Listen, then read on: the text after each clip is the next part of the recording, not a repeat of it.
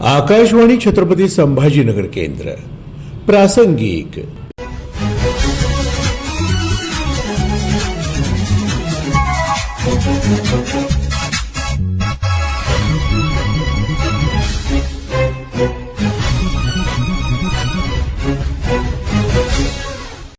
गेल्या काही दिवसांपासून उन्हाचा पारा वाढत आहे. छत्रपती संभाजीनगर इथं 38 ते 40 अंश सेल्सिअस तापमानाची नोंद झाली आहे. या वाढत्या तापमानाच्या पार्श्वभूमीवर उष्माघातापासून बचावाच्या उपायांबाबत शासकीय वैद्यकीय महाविद्यालयातल्या औषध विभाग प्रमुख डॉक्टर मीनाक्षी भट्टाचार्य यांनी दिलेली माहिती आज प्रासंगिक या सदरात आपण ऐकणार आहोत.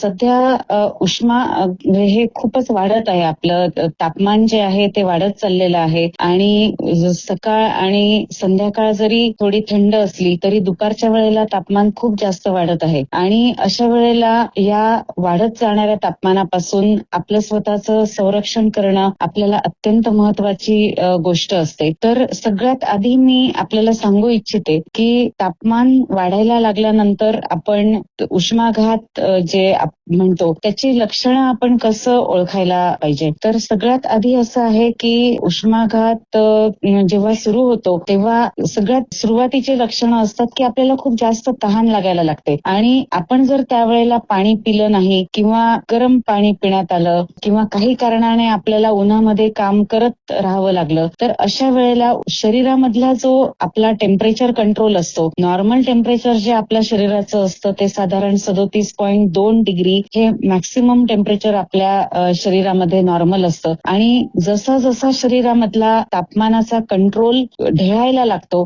तसं तसं शरीरामध्ये लक्षणं दिसायला सुरुवात होतात आणि सगळ्यात सुरुवातीला तहान लागल्यानंतर जर आपल्याकडून पाणी पिलं गेलं नाही तर मग मात्र मळमळ होणे, चक्कर येणं, थोडंसं डोकं दुखल्यासारखं वाटणं अशी लक्षणं सुरू होतात आणि ह्या लक्षणांकडे जर आपण लक्ष दिलं नाही, तरीही आपण पाणी पिलं नाही, तरीही आपण काम बंद केलं नाही किंवा आपण सावलीमध्ये आलो नाही, मग ही लक्षणं वाढत जातात आणि शरीरामधले जे क्षार आहेत हे क्षार सुद्धा कमी व्हायला लागतात आणि क्षार कमी झाल्यामुळे आपल्या शरीरामधल्या जे स्नायू आहेत या स्नायूंमधून सुद्धा क्षार निघाल्यामुळे ते स्नायू डॅमेज व्हायला लागतात, ज्याला आपण रॅब्डोमायोलिसिस असं म्हणतो आणि हे सुरुवात झाल्यानंतर मग बेशुद्धावस्था येऊ शकते किंवा तीव्र डोकेदुखी येऊ शकते, हात पायाला क्रॅम्प्स यायला लागतात आणि याकडेही जर आपण दुर्लक्ष केलं तर मात्र मग बेशुद्धावस्था येऊ शकते आणि मग पुढे चालून बीपी कमी झाल्यामुळे किडनी फेल्युअर आणि मग मल्टी ऑर्गन फेल्युअर अशी ह्याची लक्षणं आपण बघतो. तर 37.2 डिग्री टेम्परेचर नंतर हळूहळू वाढत जाऊन 38, 39, 40 डिग्रीपेक्षा जास्त जेव्हा जातं त्यावेळेला मग बेशुद्धावस्था आणि रॅब्डोमायोलिसिस याचे सर्व लक्षणं आपल्याला दिसायला लागतात. तर हे सर्व लक्षणं आता आपल्या लक्षात आले असतील. आता आपण उपाययोजना काय करावी, तर सगळ्यात महत्वाचं आहे की ऊन आपल्याला माहिती आहे की आपण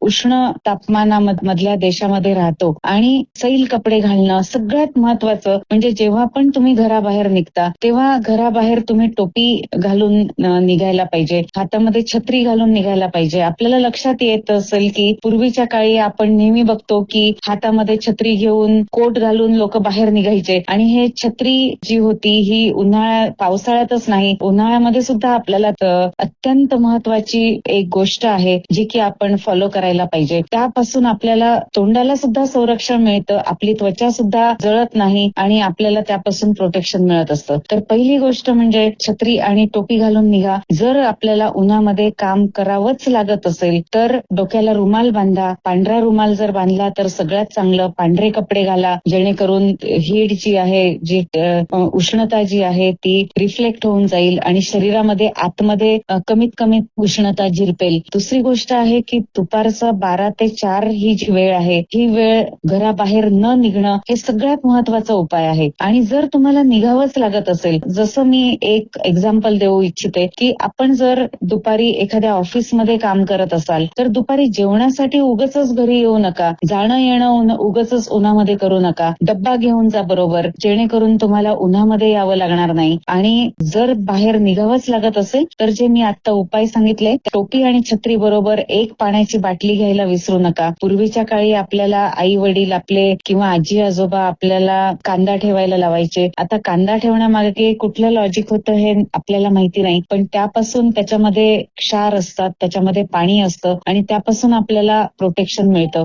तर हे सर्व उपाय करणं आपल्याला आवश्यक आहे. जास्तीत जास्त पाणी दुपारच्या वेळेला प्या आणि एका गोष्टीकडे नेहमी लक्ष ठेवा की आपली लघवी जी आहे, लघवी जर थोडीशी डार्क कलरची व्हायला लागली तर समजायचं की आपल्या शरीरामधलं पाणी कमी पडतं आहे आणि आपण हळूहळू पाणी पिण्याचं प्रमाण वाढवलं पाहिजे. तर हे जे उपाय आहेत हे अत्यंत महत्वाचे आहेत. त्याचबरोबर आपण जेव्हा कपडे घालतो तेव्हा सुती कपडे घातलेले चांगले राहतील, जेणेकरून जर आपल्याला घाम आला तर तो तिथेच ऍब्सॉर्ब होईल आणि कमीत कमी घाम येईल. कारण आपण जर पॉलिस्टर किंवा कुठलेही मिक्स कपडे घातले तर त्याच्यापासून घाम खूप जास्त निघतो आणि तो ऍब्सॉर्ब पण होत नाही. तर हे सुद्धा एक लक्षात ठेवा. हलके कपडे घाला, सैल कपडे घाला, जेणेकरून घाम जास्त येणार नाही. कारण घाम जर आपल्याला खूप जास्त येत असेल तर पाणी जास्त पिलं पाहिजे, कारण घामामधून आपले क्षार निघून जात असतात आणि मग त्यापासून कॉम्प्लिकेशन्स जास्त लवकर होतात आणि शरीरातलं पाणी निघून गेल्यामुळे बीपी कमी होतं आणि बीपी कमी झाल्यामुळे किडनी खराब होऊ शकते. तर हे सगळं आपण 100% प्रिव्हेंट करू शकतो. असं म्हणतात की prevention is better than cure. तर कॉम्प्लिकेशन्स जर आपण नाही होऊ दिले तर आपल्याला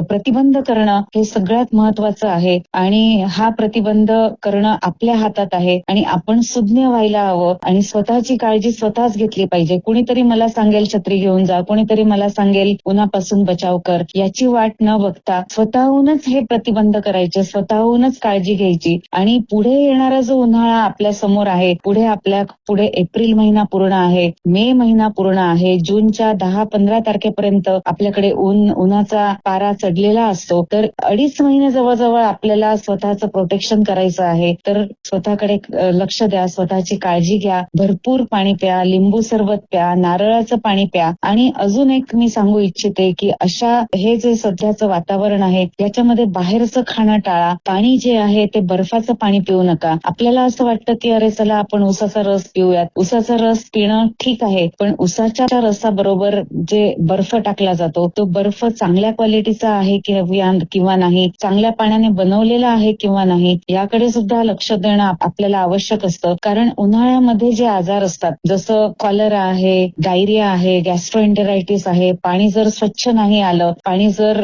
दूषित पाणी आलं तर त्यापासून आपल्याला बऱ्याच प्रकारचे आजार होऊ शकतात आणि ह्या आजारांपासून सुद्धा आपण सावधान राहिलं पाहिजे. आणि त्यासाठी आपण जे काही बाहेर जेवण करतो, बऱ्याचदा असं असतं की आपल्याला बाहेर खावंच लागतं, बाहेरचं पाणी प्यावंच लागतं. तर एक 10 रुपये 15 रुपये आपले वाया गेले तर चालेल, पण चांगलंच पाणी प्या, स्वच्छ पाणी प्या, जेणेकरून आपण स्वतःचं शरीर हे वाचवू शकू आणि स्वतःला कुठल्याही आजारापासून आपण आपलं संरक्षण करू शकू. पण उष्माघाताची सर्व लक्षणे बघितली, त्याच्यावरती जे करता येतात ते उपाय बघितले, आपण प्रतिबंधांचा सुद्धा आता सध्या विचार केला. आता मी आपल्याला थोडं आहाराबद्दल सांगू इच्छिते. आहारामध्ये आपण काकडी, टमाटे आहेत किंवा सध्या आपल्याकडे खूप जास्त प्रमाणामध्ये कलिंगड येत आहेत, टरबूज, खरबूज ज्याला आपण म्हणतो, द्राक्ष आहेत. सो या फळांमधून आपल्याला एक प्रकार पाणी मिळत असतं आणि टरबूज, खरबूज जर आपण खाल्लं तर फक्त शिळे फळं खाऊ नका,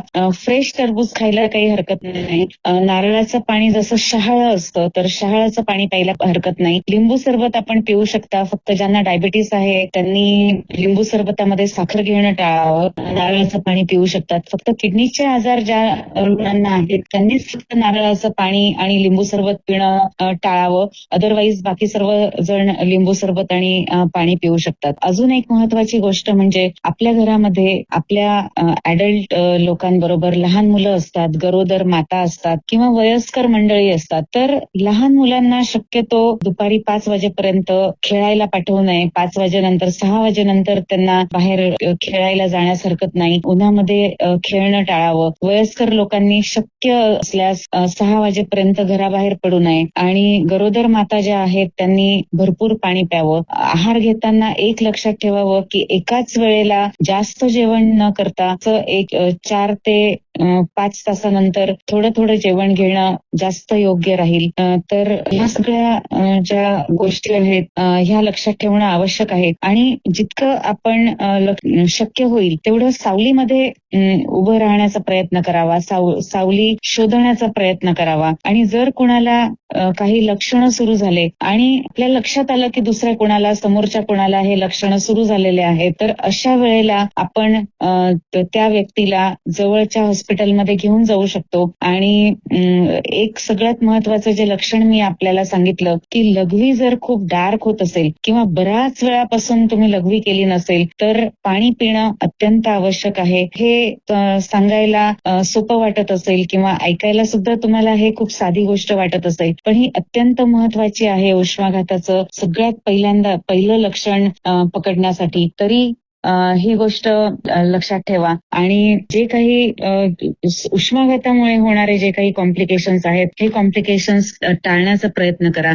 तर आतापर्यंत आपण सर्व बघितलं, त्यामध्ये अजून एक महत्वाची गोष्ट मला आपल्याला सांगायची आहे आणि ती म्हणजे आपण उन्हाळ्यामध्ये आपले कोपऱ्यामध्ये ठेवलेले कूलर काढतो, नंतर एक 6-7 महिने बंद असलेले आपले एसी आपण ऑन करतो. पण आपण जर हे एसी आणि कूलर जर स्वच्छ केले नाहीत आणि तसंच जर आपण सुरू केले तर कूलर मधली जी धूळ असते किंवा कूलर मध्ये जे जमा झालेले जंतू असतात, डास असतात, या सर्वांपासून आपल्याला धोका निर्माण होऊ शकतो. सगळ्यात पहिली गोष्ट म्हणजे ॲलर्जी होऊ शकते. ज्यांना अस्थमा आहे, ज्यांना ॲलर्जिक रायनायटिस आहे, ॲलर्जी रिलेटेड काही आजार आहेत, अशा लोकांना ह्याचा जास्त त्रास होतो. म्हणून जेव्हाही तुम्ही अडगळीतून कूलर बाहेर काढाल तेव्हा सगळ्यात आधी त्याचे वाळे जे आहेत ते स्वच्छ धुवून उन्हामध्ये वाळवून आणि मग त्याला पुन्हा कूलरमध्ये लावा आणि पाण्याची जागा पूर्णपणे स्वच्छ करून त्यानंतरच त्याच्यामध्ये पाणी भरून पुन्हा कूलर सुरू करा. ही अत्यंत महत्वाची गोष्ट आहे. दुसरी गोष्ट, जेव्हा आपण पुन्हा एसी सुरू करतो, एसी मध्ये जाळ्या असतात आणि या जाळ्या जर आपण क्लीन नाही केल्या तर धुळीचं तर ॲलर्जी बद्दल मी बोललेच आहे. त्याचबरोबर लेजिओनेला नावाचा एक जंतू असतो जो की कूलर मधल्या पाण्यामध्ये सुद्धा जमा होतो आणि एसी मधूनही निघू शकतो. तर या लेजिओनेला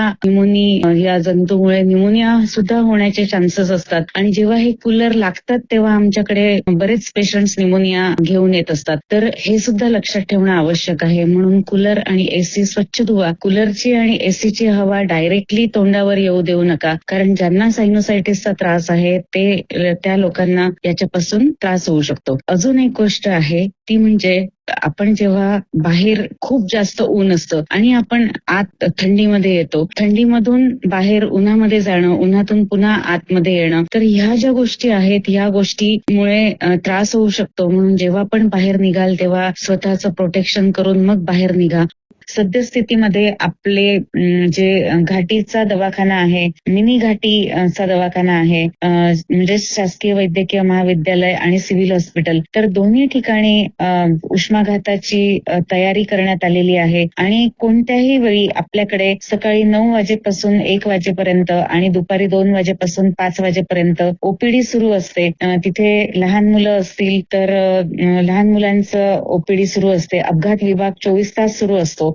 कोणत्याही वेळी जर उष्माघाताचे लक्षणं कोणामध्ये आढळत असतील तर आपण कोणत्याही वेळी कोणत्याही व्यक्तीला या दोन्ही दवाखान्यांमध्ये घेऊन येऊ शकता आणि लवकरात लवकर त्यांच्यावरती उपाययोजना करू शकता. तर वाट बघू नका की खूप जास्त त्रास होईल तोपर्यंत थांबू नका. लवकरात लवकर उपाययोजना करा. धन्यवाद. वाढत्या तापमानाच्या पार्श्वभूमीवर उष्माघातापासून बचावाच्या उपायांबाबत शासकीय वैद्यकीय महाविद्यालय आणि रुग्णालयाच्या औषध विभाग प्रमुख डॉक्टर मीनाक्षी भट्टाचार्य यांनी दिलेली माहिती प्रासंगिक या सदरात आताच आपण ऐकलीत. हा कार्यक्रम आकाशवाणी छत्रपती संभाजीनगर केंद्राच्या प्रादेशिक वृत्त विभागानं सादर केला. सादरकर्ते समरजित ठाकूर, निर्मिती सहाय्य धनंजय ब्रह्मपूरकर.